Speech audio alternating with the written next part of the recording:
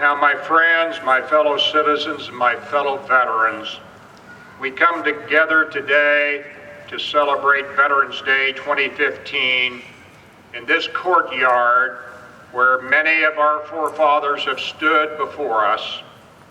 This holiday's original intent was to celebrate the World War I veterans and was then known as Armistice Day, and therefore was held on the 11th day of the 11th month at the 11th hour, the time of the end of World War I in 1918. In 1954, the first official Veterans Day was designated to encompass all veterans who have served or are serving honorably in the United States Armed Forces. This year marks 70 years from the end of World War II in 1945, and time is all too quickly removing the members of the greatest generation, the World War II veterans, from our ranks. But as we pause to reflect and give thanks to our veterans today, the lyrics of a 1965 Bob Dylan song of my time come to mind. The times, they are a-changin'. Some of the words go like this: come gather around people, come writers, critics who prophesize with pen. But keep your eyes wide open, the chance won't come again. Come senators, congressmen, please heed the call, for he that gets hurt will be he who has stalled. For there's a battle outside a-ragin', for the times, they are a-changin'. Come mothers and fathers throughout this land, and don't criticize your sons and daughters for what you can't understand. Your old road is rapidly again. Please get out of the new one if you can't lend your hand, for the times, they are a-changin'. Now, while Bob Dylan meant that song to be the anthem for social change, it better reflects and captures the change that has occurred in American public opinion towards American veterans since the end of the Vietnam era. American veterans are now held in an all-time high esteem by the citizens of this country. Yet, anyone who has lived through the anti-Vietnam War demonstrations of the 1960s and late 70s recalls with disgust that many U.S. servicemen returning from the combat zone were spat on, insulted, and sometimes even assaulted. Even worse were their agonies of re-entry into civilian society by government bureaucracy, the VA, that too often couldn't be bothered to do, in President Abraham Lincoln's words, to care for him who has borne the battle, for his widow and his orphan. During that era, the upheaval and the treatment of American veterans was beyond sad. But that is the past.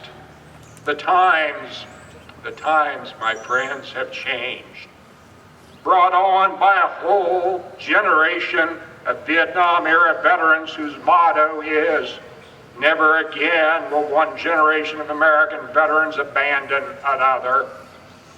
And as the San Francisco Examiner reported of a veteran of Desert Storm, an operation of enduring freedom, he told of how different things are today. All of us are privileged to have worn the uniform or wear it now, have felt it. You get hugs from grandmother types. You walk into stores and people shake your hand and thank you for your service. Little kids salute. You go to a restaurant and the waiter tells you someone has already taken care of the check. Now it is not just the horrors of 9/11 and the slaughter of 3,000 innocent Americans that account for this sea of change. in how we respect our veterans in recent years, but it gained momentum from the D-Day tribute and continued with crowds welcomed the troops home from Desert Storm.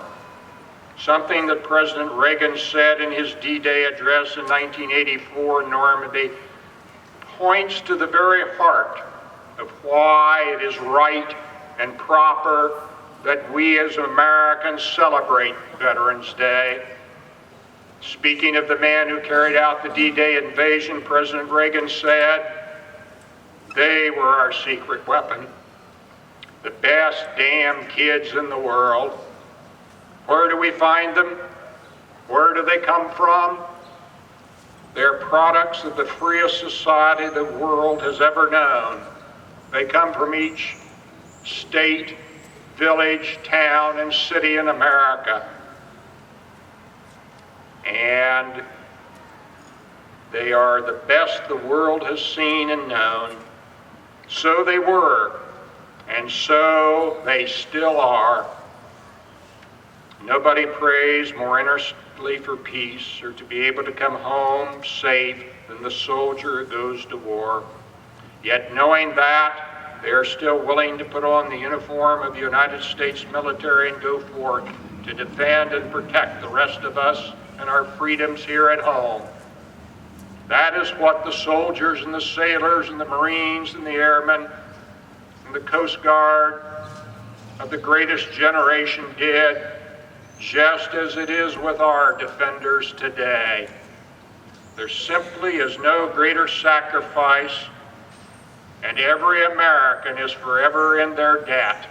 And today is the day that that debt comes due. And yet all we have to do to repay it is to take time to thank a veteran today for their service. And then follow the words of President John F. Kennedy, who said on Veterans Day, "As we express our gratitude, we must never forget that the highest appreciation for our veterans is not to utter words, but to live by them." So today, my friends, thank a veteran, and thank a veteran every day for your freedom, for that is the meaning of Veterans Day. Thank you very much.